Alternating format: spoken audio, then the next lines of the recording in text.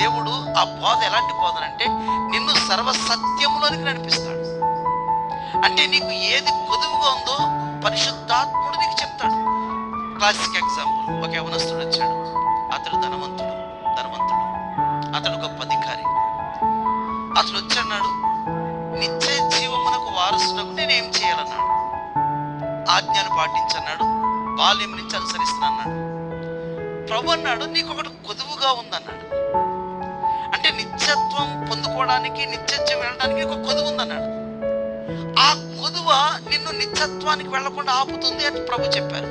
అలాగే బోధ దేవునికి నీకు ఏది డిస్టెన్స్ ఉందో, ఏది దూరమైందో నిత్యత్వం యొక్క బోధ నీకు బయలుపరుస్తుంది. అర్థమవుతుందని మీకు?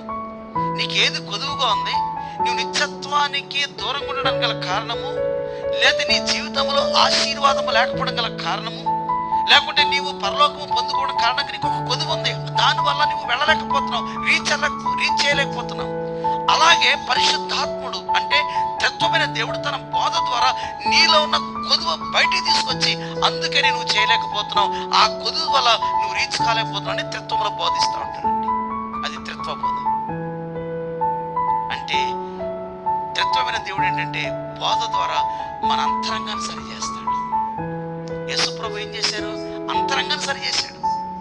వాడు బాల్యం నుంచి అనుసరిస్తానన్నాడు పైకి, ఓకే రైట్, కానీ అంతరంగం ఏంటి? వ్యసన పడతా ఉన్నాడు. అతడు బోధని నేను చేస్తున్నా కరెక్ట్ చేస్తుంది అనమాట.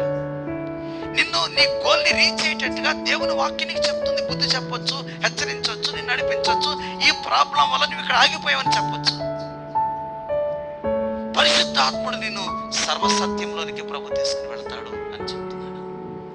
అందుకని త్రిత్వ బోధ.